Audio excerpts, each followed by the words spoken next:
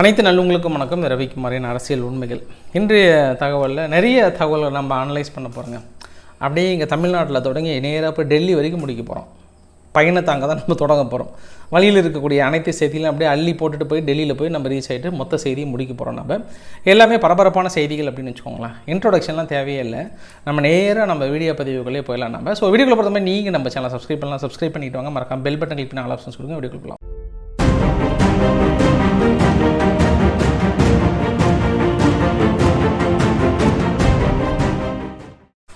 திமுக கரெக்டாக 3 வருஷம் முடிந்து 4வது வருஷத்தில் அடி எடுத்து வைக்கிறாங்க. அதுக்கு திமுக தலைவர் அவர்கள் ஒரு வீடியோ பதிவு ஒன்று வெளியிட்டிருக்கார். ஒரு 3.36 செகண்ட் ஓடக்கூடிய வீடியோ வெளியிட்டிருக்காரு. அந்த வீடியோ பதிவில் என்ன சொல்லியிருக்கிறாருன்னா, இது சொல்லாச்சல்ல செயலாட்சி, மக்களின் நன்றி கலந்த வாழ்த்தும் புன்னகை அரும்பும் முகங்களும் இன்னும் உழைக்க தூண்டுகிறது. நம்பிக்கையோடு முன் செல்கிறேன், பெருமையோடு சொல்கிறேன். தலை சிறந்த 3 ஆண்டு தலை நிமிர்ந்த தமிழ்நாடு, தினந்தோறும் மக்கள் முகங்கள் இருக்கும் மகிழ்ச்சியை நல்லாட்சியே சாட்சி. திமுக ஆட்சி 3 ஆண்டு ஒட்டி வெளியிட்டிருக்கிறாரு. ஸோ மக்களுக்காக உழைச்சிருக்கிற மக்களோட அந்த சிரித்த முகத்தை பார்த்தா எனக்கு இன்னும் கொஞ்சம் உழைக்கணும்னு தோணுதுன்ற அளவுக்கு சொல்லியிருக்காங்க. ஸோ கருணாநிதி அவர்களோட நினைவிடத்தில் போயிட்டு அஞ்சலியும் செலுத்திட்டு வந்தாங்க. அதே சமயத்தில் மதுரையில் இருக்கக்கூடிய ஹைகோர்ட் கூட என்ன பண்ணியிருக்காங்கன்னா, தமிழ்நாடு அரசுக்கு ஒரு பாராட்டு தெரிவிச்சிருந்தாங்க. இன்றைக்கி கடந்த 3 ஆண்டில் மட்டும் 2486 வெளிமாநில கஞ்சா கடத்தல் குற்றவாளிகளே கைது செய்யப்பட்டுள்ளது. போதைப்பொருள் குற்றவாளிகளை கைது செய்வதோடு மட்டுமல்லாமல் குற்ற செயல்களை கண்டுபிடித்து தண்டனை பெற்று தர வேண்டும் என்ற மாதிரி உச்சநீதிமன்ற மதுரை கிளை நீதிபதி புகழேந்தி அவர்கள் புகழாரம் சூட்டியிருக்கிறார். ஸோ இந்த 2 நிகழ்வுகள் திமுகவுக்கு பெரிய அளவுக்கு பேசப்பட்டிருக்கிறது. பட் அதே சமயத்தில் இன்னும் ஒரு சில செய்திகள் மற்றதும் வந்திருக்கு. இது மாதிரி சின்ன சின்ன செய்திகள் வரதான் செய்யும், வேறு வழி இல்லை. ஒட்டுமொத்தமாக அமைதியாக கொண்டு போகிறது கொஞ்சம் ரிஸ்க் இல்லை. அதில் பெரம்பலூரில் ஒரு ஆள் ஏமா அப்படி சட்டவிரோதமாக மது கடத்துறீன்னு கேட்கப்பட்டதுக்கு அவர் அடிச்சே கொண்டுக்கிறாங்க பெரம்பலூரில். இந்த மாதிரியான சம்பவங்கள் வரதான் செய்யும். ஸோ அதையும் சமாளித்து கொண்டு போயிட்டு ரீச் பண்ணோம். பெரிய லெவலில் பேசப்பட்டிருக்கு. சரி, அடுத்த மிகப்பெரிய செய்தி என்ன அப்படின்னா, சவுக்கு சங்கர் அவர்களோட வக்கீல் நேற்று இரவு என்ன பண்ணிட்டார், ஒரு பெரிய குண்டு ஒன்று போட்டார். என்னென்னா, சினிமா படத்திலலாம் வரல, சும்மா பின்னாடி கையை கட்டி ஒரு இரும்பு பைப் எடுத்து அதை ஈர துணி எடுத்து சுற்றி போட்டு பொலன்னு ஒரு 10 பேர் சேர்ந்த ஒரு குழு அடின்னு அடித்து அவர் கையை உடச்சி பெருசாக பண்ணிட்டாங்க அப்படின்னு ஒரு கம்ப்ளைண்ட்டை கொடுத்து அவசரமாக போயிட்டு பெட்டிஷன் ஒன்று போட்டிருக்கிறார். பெட்டிஷன் போய் போட்ட உடனே அங்கே என்ன பண்ணிட்டாரு, சிறையில் இருக்கக்கூடிய காவலர்கள் தாக்கியதாக வக்கீல் அளித்த புகார்னு பேரில் ஒரு கோவை ஜேஎம் மாஜிஸ்ட்ரேட் என்ன பண்ணிட்டார், ஒரு 4 பேர் கொண்ட குழு மாதிரி உருவாக்கி போய் பார்த்துட்டு வாங்க அப்படின்ற மாதிரி சொல்லியிருக்காங்க. அதற்கு சவுக்கு சங்கர் அவர்கள் சிறையில் அவர் மட்டும் இல்லை, எந்த சிறை கைதியும் நாங்கள் தாக்குறதில்லை அப்படின்னு சொல்லிட்டு சிறைத்துறையினுடைய ஏடிஜிபி அவர்கள் விளக்கம் கொடுத்துருக்காங்க. ஸோ இது ஒரு மிகப்பெரிய ஒரு பரபரப்பாக இருக்கிறது. இத்தனை நாள் கழிச்சு, சனிக்கிழமை கைது பண்ணியிருக்காங்க, 2-3 நாள் கழித்து இப்போ தான் ஏடிஎம்கேனுடைய தலைமை பொறுப்பாளர் எடப்பாடி பழனிசாமி அவர்கள் ஒரு சில வார்த்தைகளை தவிர்த்திருக்கலாம். அதற்காக இந்த கைது நடவடிக்கை என்பது கொஞ்சம் தேவையில்லாத ஒன்று. அது இல்லாமல் சிறையில் அடிக்கிறது செய்கிறதெல்லாம் இந்த விடியா ஆட்சியினுடைய அவலங்கள் அப்படின்ற மாதிரிலாம் நிறைய ஒரு குற்றச்சாட்டுமே சுமத்தியிருந்தார்.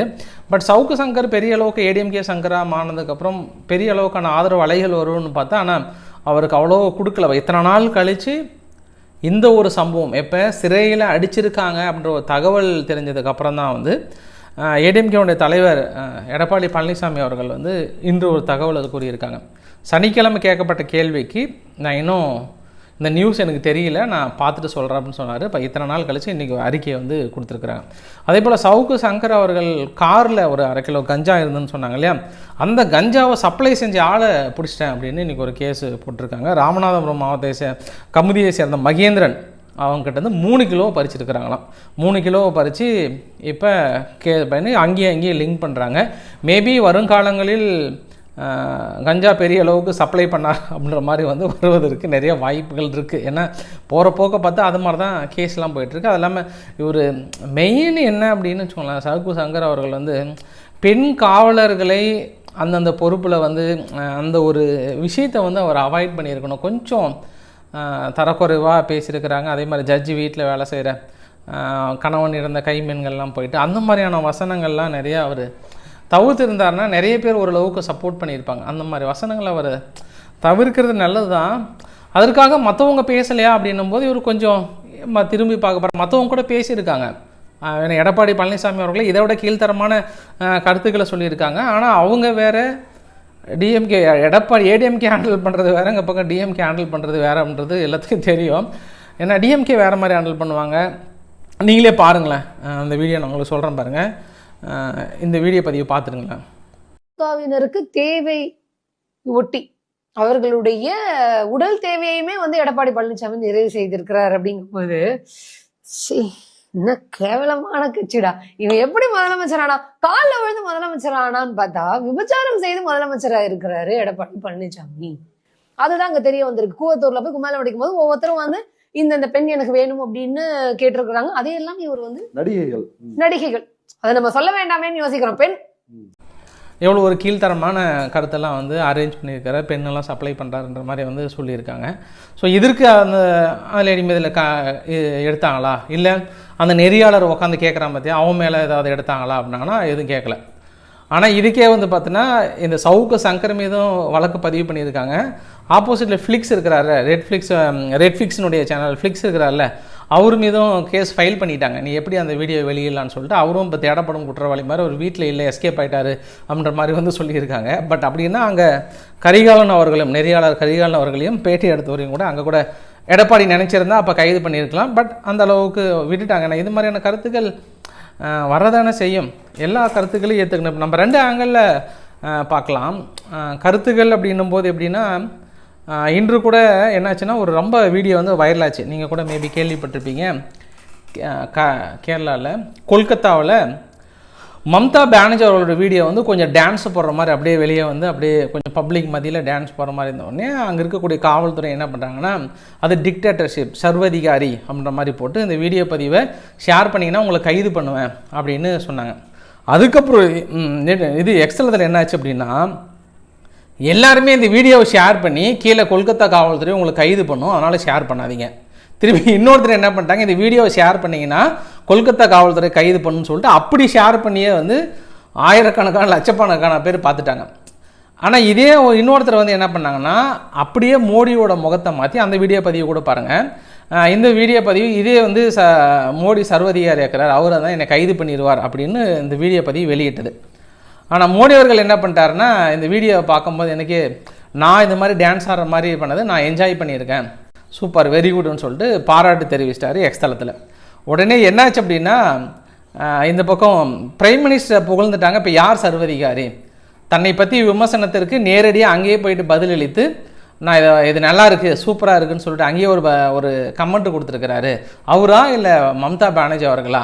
இப்போ புரியுது இல்லை அந்த கருத்து சுதந்திரம் என்பது எந்த அளவுக்கு நீங்கள் ஏற்றுக்கிறீங்க. அப்போ ரியல் சர்வதிகாரி மம்தா பானர்ஜி தான் அப்படின்னு சொல்லியிருக்காங்க. அதே மாதிரி தான் நீங்கள் ஆதரவாளர்கள் எதிர்ப்பாளர்கள் அதையெல்லாம் தாண்டி ஏடிஎம்கேவுக்கும் டிஎம்கேவுக்கும் அந்த ஹேண்ட்லிங் விதம் இருக்குல்ல, அந்த ஹேண்ட்லிங் விதம் பார்த்தோன்னா இது சவுக்கு சங்கர் அவர்களோட கைது பெரிய அளவுக்கு அந்த டிஃப்ரென்ஷியேட் தெரியும்னு நான் சொல்ல வரேன். நான் அப்படி அப்பா ஏடிஎம்கே ஆட்சியில் இருக்கும்போது எவ்வளோ பேர் ஏடிஎம்கேவை தரம் தாழ்ந்த கருத்துக்கள்லாம் சொன்னாங்க. இவ்வளோ ஏன் உதயநிதி ஸ்டாலின் அவர்களே கூட ஏடிஎம்கேவில் காலுக்கடியில் நுழைஞ்சு போயிடுவாருன்னு வேறு முதல்ல சொல்லியிருக்கிறாரு, பொது வெளியிலே சொல்லியிருக்கிறாரு மக்கள் மத்தியிலே. அதெல்லாம் கூட கொஞ்சம் அருவருக்கத்தக்க கருத்து தான். ஸோ அதற்காக இது பழி வாங்குறாங்களா அப்படின்னும் போது இது காவல்துறைக்கு என்னென்னா ஒரு டிக்னிட்டி மாதிரி ஆகிப்போச்சு, ஒரு ப்ரெஸ்டீஜ் இஷ்யூ மாதிரி ஆகிப்போச்சு காவல்துறைக்கு. நம்ம காவல்துறையில் இருக்கவங்களும் இந்த அளவுக்கு பேசிட்டாங்கன்னா காவல்துறை அவ்வளோ சீக்கிரம் சும்மா விடாது. ஏன்னா மக்களுக்கு பயம் வராதில்ல, அதனால் அவங்க கொஞ்சம் சீரியஸ் இஷ்யூவாக எடுத்துக்கிட்டாங்க. அதனால் காவல்துறையில் இருக்கக்கூடிய பெண்கள் கூட கொஞ்சம் கடிதம் எழுதியிருக்காங்களாம், காவல்துறையில் இருக்கக்கூடிய பெண்களை ரொம்ப கேவலமாக கீழ்த்தரமான கருத்துக்களை தெரிவித்ததுனால அவர் மீது சரியான முறையில் நடவடிக்கை எடுக்கணும் அப்படின்ற மாதிரி சொல்லியிருக்காங்க. முதல் முறையாக காங்கிரஸ் தோழமை சுட்டுதல் அப்படின்னு ஒரு வார்த்தையை நினைவுபடுத்தியிருக்காங்க. காமராஜ் நினைவிடத்துக்கு காங்கிரஸினுடைய தலைவர் செல்வ பெருந்தகை அவர்கள் போயிருக்கிறார். போனால் ரொம்ப முள்புதர் முளைஞ்சி ஒரு மாதிரி கேப்பாரிட்டு கிடந்திருக்கு. மனுஷன் ரொம்ப வேதனை அடைஞ்சிட்டார்.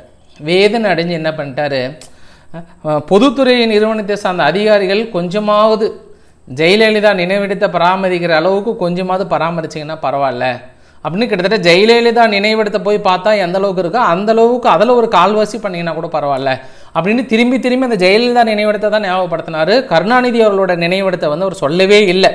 ஆனால் ஏன்னா இப்போ ஆட்சி யாருன்றதை மறந்துட்டார் போல்.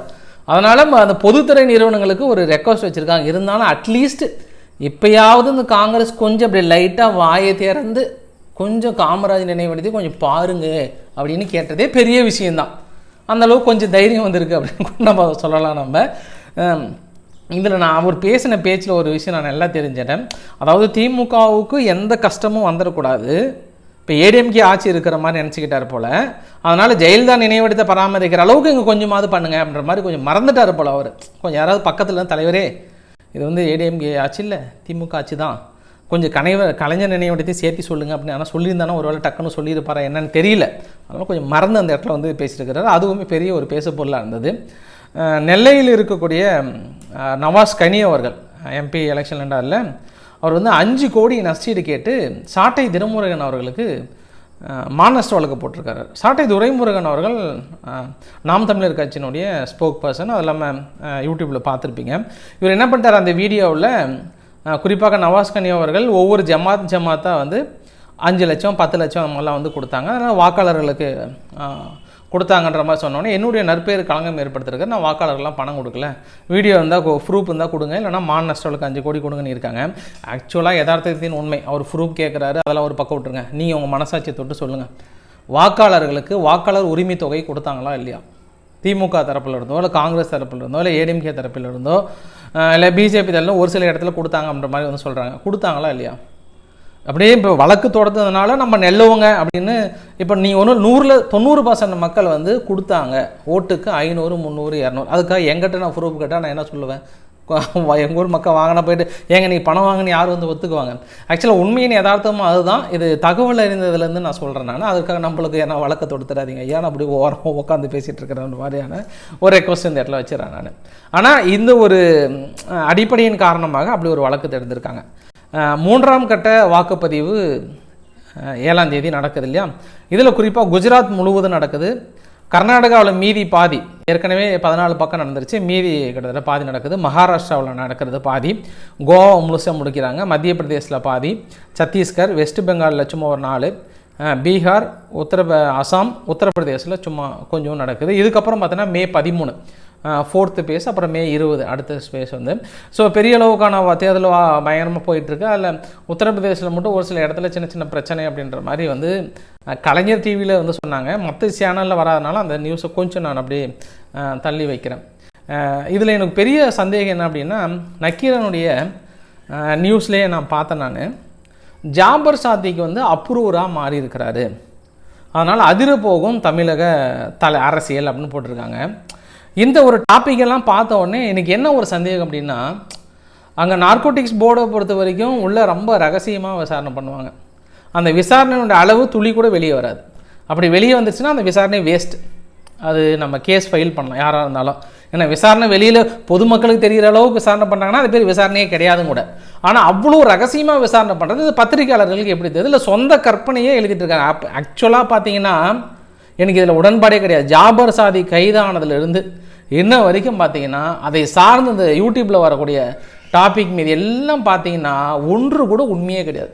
எல்லாமே அவங்களா நார்கோட்டிக்ஸ் போர்டாக என்ன அனௌன்ஸ் பண்ணுறாங்களோ அதுதான் உண்மை. ஆனால் எல்லாமே இந்த வியூஸுக்காக இந்த தலைவர் கைதாக போகிறார், இந்த தலைவர் கைதாக போகிறார், திமுகவுடைய மொத்த நிதியே அங்கே தான் அப்படின்ற மாதிரிலாம் வந்து அவங்க இஷ்டத்துக்கு கதையை அளந்துட்டுருப்பாங்க. இதை சார்ந்து பெரிய வியூஸ் போயிட்டுருக்கு. ஆனால் இதில் எனக்கு பெருசாக உடன்பாடலாம் இல்லை. இப்போ வரைக்கும் நான் பார்த்த வரைக்கும் என்னென்னா, எல்லா ஊடகமும் எனக்கு தெரிஞ்சு அந்த கற்பனையின் அடிப்படையில் கொஞ்சோண்டு ஒரு துளி செய்திகள் இருக்கும். இவங்களும் சவுக்கு சங்கர் மாதிரி ஏதாவது பண்ணாதான் ஆகும் போல் அப்படின்ற மாதிரி நான் நினச்சிக்கிட்டேன் நான். அதுவுமே கொஞ்சம் ரிஸ்க்கு தான். அதில் உங்களுக்கு இன்னொரு விஷயம் தோணும், அதுக்காக சவுக்கு சங்கர் கைதை வந்து கரெக்டாக நியாயப்படுத்துறீங்களான்னா அது அவாய்ட் பண்ணியிருக்கலாம் அப்படின்னு தான் தோணுது. குஜராத்தில் எலெக்ஷன் அப்படின்ன உடனே மோடி அவர்கள் அகமதாபாத்தில் போயிட்டு ஓட்டு போட்டிருக்கிறாரு. அதே போல் அமித்ஷா அவர்கள் வந்து ஓட்டு போட்டுக்கிறாரு. ஓட்டு போட்டு முடிஞ்சது அப்படியே மக்கள் மத்தியில் வந்தார் இல்லையா, ஒரு ரோட் ஷோ மாதிரி நடந்து வந்தார். அந்த வீடியோ பற்றி இன்றைக்கி ரொம்ப வைரலாக இருந்தது. எக்ஸ்தலத்தில் மக்கள் மத்தியில் போயிட்டு அங்கே இருக்கக்கூடியவங்களை அப்படியே கை கொடுத்து பெரிய அளவுக்கு பேசி செஞ்சு அது மாதிரி நிறைய அந்த வீடியோ வந்து பெரிய அளவுக்கு வைரலாக இருந்தது. அந்த வீடியோ பதிவும் ஒரு சில இதெல்லாம் பாருங்கள். அதே போல் நேற்று ஜார்க்கண்ட் மாநிலத்தில் கைது செஞ்சாங்க இல்லையா, கைது செஞ்சல முக்கியமான ஒரு அமைச்சர் வீட்டில் எடுத்தாங்க இல்லையா, ஆலன் கிரீன் அப்படின்ற தனி செயலாளர் வீட்டில் எடுத்தாங்க இல்லையா, 35 கோடி ரூபாய் வந்து எடுத்திருக்காங்க அவருடைய வீட்டு பணியாளர்கள் கிட்ட. பட் அந்த 35 கோடி யாரோட நிதி அப்படின்னு தெரியலன்ற மாதிரி வந்து சொல்லியிருக்காங்க. காங்கிரஸ்னுடைய லீடர், ஜம்மு காஷ்மீரில் இருக்கக்கூடிய ரொம்ப பொறுப்புள்ள லீடர் வந்து சையத் கான் அப்படின்றவர், சாஹிர் சையத் கான். இவர் என்ன பண்ணியிருக்கிறாரு, கேம்பிங்கில் போயிட்டு இராணுவத்தால் கொல்லப்பட்ட தீவிரவாதிகளின் குடும்பங்களுக்கு, ஏன்னா நீங்களாம் ஃபேக்காக ஃப்ரேம் பண்ணி உங்களை கொண்டிருக்காங்க, அதனால் உங்களுக்கு வந்து 1 கோடி ரூபாய் நிதி நாங்கள் ஆட்சிக்கு வந்தவொடனே வாங்கிக்கோங்க, 1 கோடி. ஒன்றா. இரண்டாவது, அதாவது தீவிரவாதிகள் என்று சொல்லப்பட்டு கைது செய்யப்படுகிற நபர்கள் இருக்கு இல்லையா, அவங்களை எத்தனை பேர்த்தையும் விடுதலை, எல்லாத்தையும் விடுதலை பண்ணிவிட்டு முடிஞ்சால் அரசு வேலைகள் கொடுக்குறன்ற மாதிரி வந்து அங்கே வாக்குறுதி வந்து கொடுக்குறாரு. அப்படின்னும் போது எங்கே ஜம்மு காஷ்மீரில் போயிட்டு அப்போ என்ன சொல்ல வரார், தீவிரவாதிகளை கொண்டிருக்காங்கன்னா அவர்களெல்லாம் உண்மையானவர்கள், நேர்மையானவர்களை கொண்டுட்டாங்க அப்படின்னு சொல்ல வராது. அதே போல் தீவிரவாதிகள் என்று சொல்லப்படுகிற நபர்களை கைது செய்து வைத்திருக்கிறார்கள் அல்லவா, அவர்களை வெளியிட்டு அவர்களுக்கு முடிந்த அரசு வேலை கூட கொடுக்குறன்ற அளவுக்கு தயாராக இருக்கும் அப்படின்ற மாதிரி அந்த குடும்பத்துக்கு ஆறுதல் சொல்லிட்டு வராங்க. அப்படின்னா இன்னசென்ட் டெரரிஸ்ட் நாங்கள் விடுதலை செய்கிறோம்ன்ற இந்த மாதிரியான வாக்குறுதிகள் பொறுத்த வரைக்கும் யாராக இருந்தாலும் சரி ஏற்றுக்க மாட்டாங்க. அது ரியல் ஃபேக்ட். வெதர் நீங்கள் பிஜேபியை பிடிக்காத ஆளாக இருந்தால் கூட அதுக்கு ஒரு சப்பக்கட்டு கட்டினீங்கன்னா கூட நாட் குட் அப்படின்னு நான் நினைக்கிறேன் நான். இந்த மாதிரி அதனால தான் பிஜேபி தரப்புலேருந்து ரொம்ப ஸ்ட்ராங்காக சொல்லியிருக்காங்க. இன்னொன்று கூட பாருங்கள், லலு பிரசாத் யாதவ் அவர்கள்கிட்ட போயிட்டு இந்த மாதிரி உங்கள் ஆட்சியின் மீது வந்து குறை சொல்கிறாங்க, எஸ்சி எஸ்டி ஓபிசியில் இருக்கக்கூடிய பிரிவுகளில் இருக்கக்கூடிய சலுகைகளை நீங்கள் இஸ்லாமியர்களுக்கு கொடுத்துருவீங்களா அப்படின்னு கேட்கப்பட்டதுக்கு, கொடுத்தா என்ன, அவங்க டிசர்வ் தானே, அதுக்கான உரிமை படைத்தவர்கள் தானே, ஏன் ஓபிசிலேருந்து பிரித்து கொடுத்தா என்ன இப்போ தப்பு, பிரித்து தான் கொடுக்க போன்ற மாதிரி அவர் திடீர்னு சொல்லியிருக்கிறார். ஸோ அதனால தான் மோடி அவர்கள் என்ன சொல்லிட்டாருன்னா, மீண்டும் வந்து நாட்டில் வந்து வாக்கு ஜிகாத் வந்து தொடருமா அல்லது ராமராஜ்யம் தொடருமா என்பதை முடிவு செய்யுங்கள் அப்படின்ற ஒரு வார்த்தையை வந்து சொல்லியிருக்காங்க. ஸோ திருப்பி இவங்க அந்த ஓபிசியிலிருந்து இது மாதிரி பிரித்து கொடுக்குறோம்ன்ற மாதிரியான ஒரு சில கருத்துக்கள் வந்து முன்வைக்கிறதுனால அங்களுடைய ஆப்போசிட் கருத்து அந்த பக்கம் தான் முன்வைக்கப்படுகிறது. இருந்தாலும் ஒரு சில பத்திரிகைகள், நேற்று கூட அல்ஜசீரா போன்ற பத்திரிகைகள்லாம் என்ன குறிப்பிட்டிருந்தாங்கன்னா, இதுவரைக்கும் இல்லாத ஒரு பேட் ஒப்பீனியன் வந்து பிரதமர் மோடி அவர்கள் மீது வந்திருக்கிறது. குறிப்பாக இஸ்லாமியர்களை அவர் ஒரு பக்கம் வாக்கு வங்கியாக இல்லாமல் ஒரு எதிர்த்து அவர் வாக்கு கேட்குற விஷயம் வந்து இது வரைக்கும் எந்த பிரதமரே இல்லாத ஒரு செயல். இதை வந்து மேபி அவர் அவாய்ட் பண்ணியிருக்கலாம்ன்ற மாதிரியான கருத்துக்களை தொடர்ந்து முன் வச்சுட்டு இருக்காங்க. இவர் சொல்லப்படுகிற வார்த்தைகளும் அவருடைய சாராம்சமாக தான் இருக்கிறது. இப்போ வாக்கு ஜிகாத் அப்படின்றதும் சரி, இல்லை மற்ற ராமராஜ்யம் தொடருமா அப்படின்ற ஒரு விஷயங்களும் சரி. ஃபைனலாக இந்த வீடியோட நிறைவு பகுதியில் ஒன்று தான், அரவிந்த் கெஜ்ரிவால் அவர்களோட விடுதலை கிட்டத்தட்ட ஆகிடும், அதுக்கான விசாரணைகள் வந்து அதை நெருங்கி தான் இருந்தது. காலையிலேருந்து விசாரணை பெரிய அளவுக்கு நடந்தது. அதுக்கப்புறம் விசாரணை முடிஞ்சதுக்கப்புறம் திடீர்னு நீதிபதிகள் என்ன சொல்லிட்டாங்க, சரி அடுத்த வாரம் நாங்கள் தள்ளி வைக்கிறோம், வெதர் நாங்கள் விடலாமா வேணலாமா அப்படின்ற மாதிரியான ஒரு அனௌன்ஸ்மெண்ட் கொடுத்துருக்காங்க. அது இல்லாமல் அவருக்கு இன்னொரு மிகப்பெரிய சம்பவம் என்னென்னா, என்ஐஏ விசாரணைக்கு வேறு உத்தரவிட்டிருக்கிறாங்க. குறிப்பாக காலிஸ்தான் தீவிரவாதி என்ன பண்ணிட்டான், நான் ஒரு 134 கோடி பக்கம் பணம் நான் கொடுத்துருக்கேன், சிறையில் இருக்கக்கூடிய முக்கியமான ஒரு சில எங்களுடைய ஆளுங்க அவங்க தீவிரவாதின்னு சொல்லிட்டு பிடிச்சி வச்சுருக்காங்க, பிரிவினைவாதின்னு சொல்லிட்டு அவங்களை நான் விடுவிக்கிறேன்னு சொல்லிட்டு என்கிட்ட பணம் வாங்கியிருக்கிறாரு அப்படின்ற ஒரு குற்றச்சாட்டின் அடிப்படையின் ஆதாரத்தின் காரணமாக என்ஐஏ வந்து இது விசாரணை பண்ணியிருக்காங்க. அங்கே இருக்கக்கூடிய துணைநிலை ஆளுநர் வந்து ஒரு ஒப்புதலுமே வந்து கொடுத்துருக்குறாங்க. ஸோ இன்றைக்கு ஓரளவுக்கான தகவலை கவர் பண்ண நினைக்கிறேன். பிடிச்சிருந்தால் லைக் பண்ணுங்கள், ஃப்ரெண்ட்ஸுக்கு ஷேர் பண்ணுங்கள், சப்ஸ்கிரைப் பண்ணுங்கள். ரவிக்குமார் அரசியல் உண்மைகள். நன்றி, வணக்கம்.